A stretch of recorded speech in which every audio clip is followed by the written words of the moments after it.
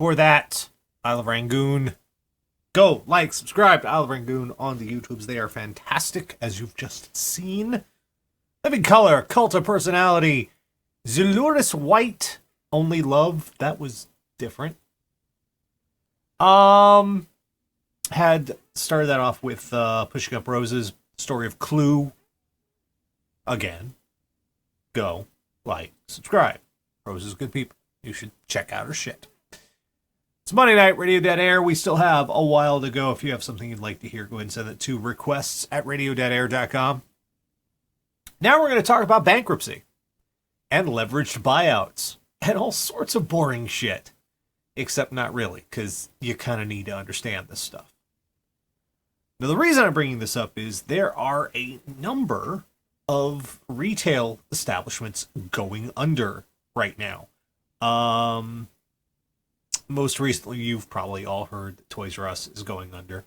Also, notably going under is Claire's boutique establishment, as well as potentially sitting right there, perched precariously on a ledge, Guitar Center, and numerous others. And the narrative here is, well, people just don't shop anymore. Everybody's using Amazon. It's a retail apocalypse. Brick and mortar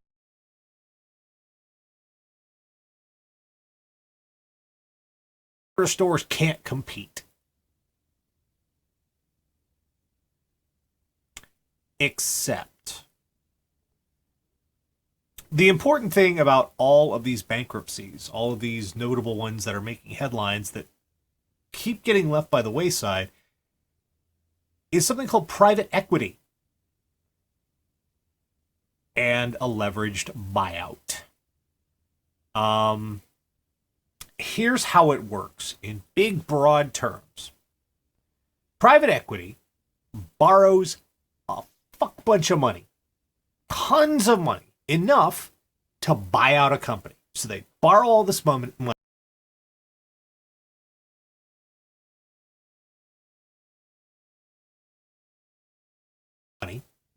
and they buy out a company. Just buy them. They then stay in charge for a few years, accruing managing fees. They get the company to appear profitable, if not be actually profitable on paper, and they take the company public. They sell stock in the company. They make more money by selling stock in this company they've purchased. Now, that sounds like a great thing, except during this process, private equity takes all the debt they racked up, getting the loans to buy the company, and they shift that debt to the company they bought, meaning they are liable for none of it. And in some cases, quite billions of dollars. They take this, we're going to borrow billions of dollars, and then we're going to make someone else fucking responsible for it. And then they leave. And you have this new company, you have the company that's IPO, it has shares, has shareholders, has public interest, and it also has billions of dollars of debt tacked onto it. And eventually, if there's any fluctuation in retail, in the economy, if there's anything resembling a recession, if people's buying habits change at all, the ability to stay profitable and pay off that debt, and the companies go under. By this time, private equity is gone. They are out the door. So they have made money off of this. There's no downside for them. There's another term for this. It's called vulture capitalism. It's a way of taking these companies and shredding them. Toys R Us wasn't doing so horrible. They were still making money. The trouble is they had to make money while also paying off a tremendous billions of dollars in debt. I think it was something like $10 billion. Tell tell me how many of y'all with your college loans, how easy is that to juggle? Just out of curiosity. That's not even 10 billion. I mean, you will still bring in money each week, but it's still hard to pay off the fucking college loans, isn't it? To the point where sometimes you have to make some really hard decisions about, well, I could eat today, but I have a college loan.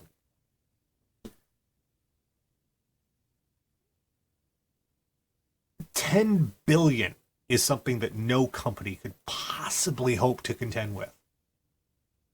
The whole leveraged buyout, vulture capitalism, private equity bullshit is setting companies up to fail. It's just how it is. Now, normally, the whole idea of our financial system is this shit shouldn't happen because of something called risk. Financial risk. The idea is a rational actor who intends to make money in the market will not do something risky, because in doing something risky, they will damage themselves.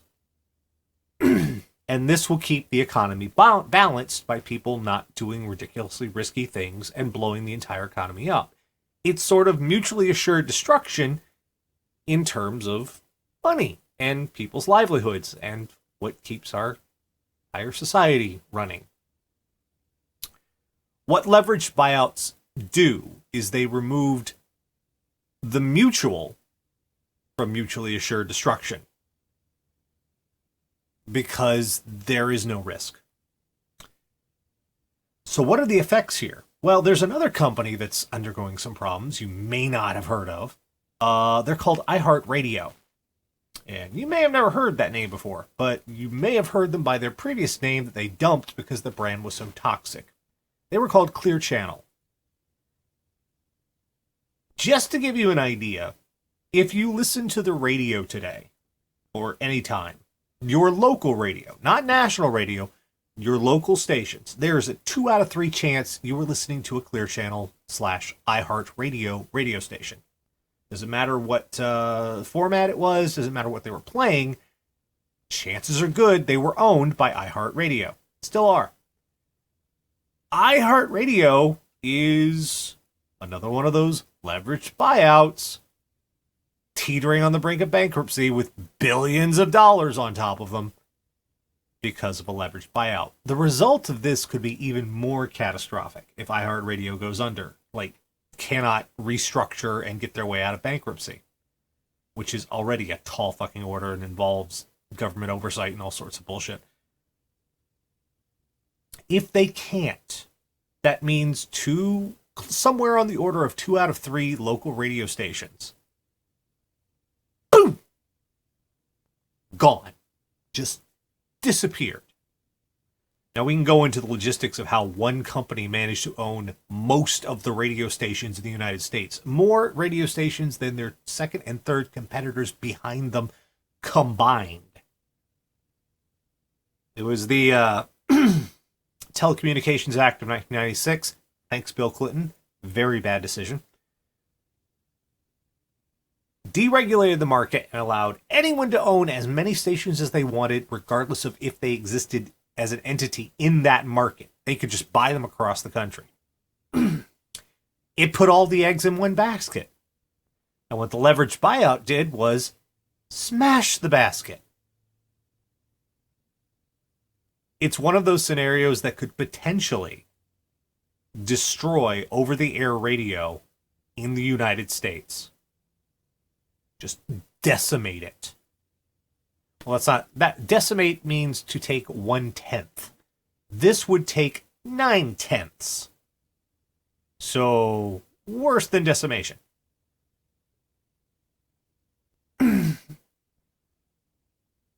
That's bad. And we look at this retail apocalypse, like it's nothing to do with retail. Retail still makes money. It doesn't make all of the money, but it makes enough money. Now, Guitar Center in particular concerns me. Guitar Center was another case of... Guitar Center followed the Walmart model. They'd go into a town, they'd set up a music store, and they'd undercut all of their local competition to the point they were all driven out of business, leaving only Guitar Center. In Charleston, when I was younger, I remember there were at least 3 or 4 good local music stores. There's only one left now, and there's Guitar Center. If Guitar Center goes under, there's one store left, and you can damn sure that one store does not have the selection and level of gear necessary to support a thriving local music scene or traveling music scene. If you talk to musicians, Guitar Center is an emergency pit stop on the road. It's kind of necessary. Whenever city you go into, if something goes bad at the last minute, if a cable fails, if one of your amps blows some tubes, your strings are bust, one of your mics just stops working, what you do is you throw a bunch of money at one of the crew and tell them, go to Guitar Center and get a replacement. Because Guitar Center is not just guitars, it's amps, it's microphones, it's drums, it's keyboards, it's recording equipment, it's AV equipment, it's presentation, it's big speakers, and yeah, all the stuff you'd need. And Guitar Center is kind of always there because the local stores kind of aren't anymore. This is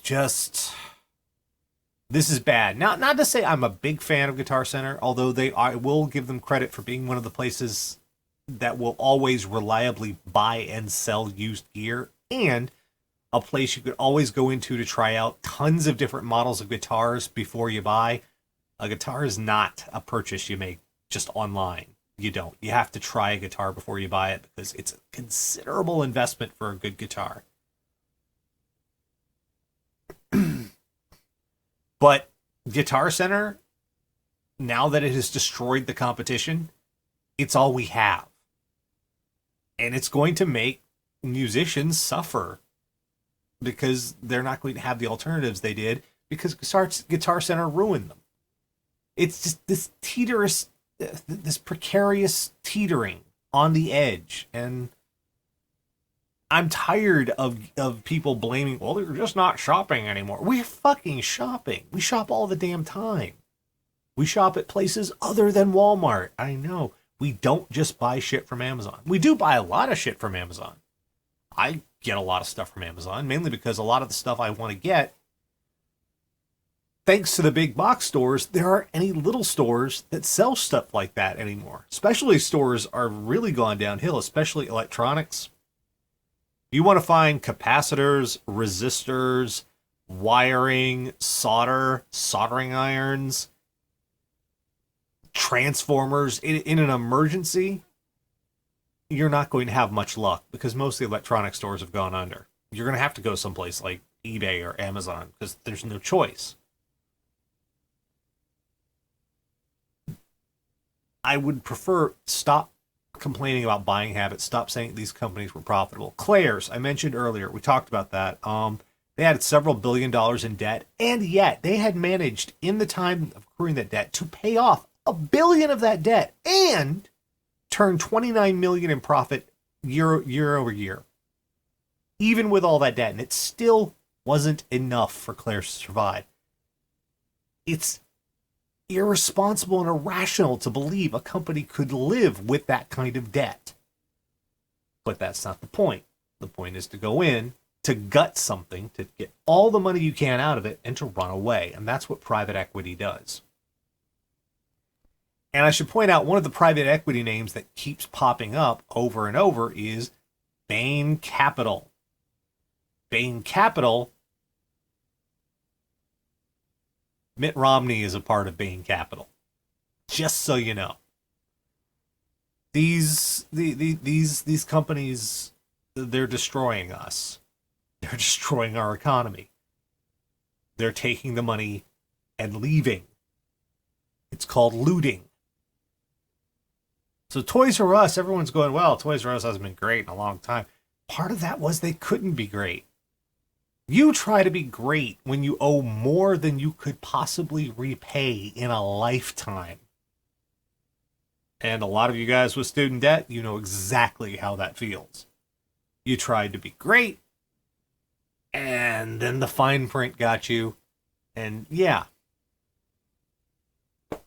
So this is where we're at.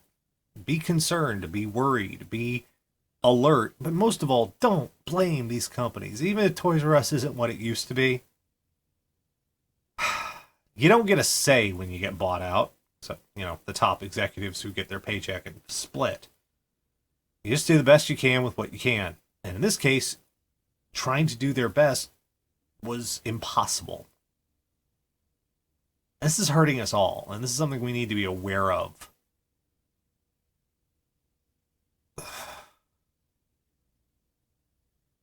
So if you hear leveraged buyout, now you know what a leveraged buyout is, and now you know why a private equity leveraged buyout is scummy as fuck. Little helpful tip from Old Man Nash telling you about finances in America. We're so fucked. All right. On that cheerful note, let's see. We have more requests. If you want to hear something, send it to requests at radiodeadair.com. We'll try and play it for you. Let me see what we have here.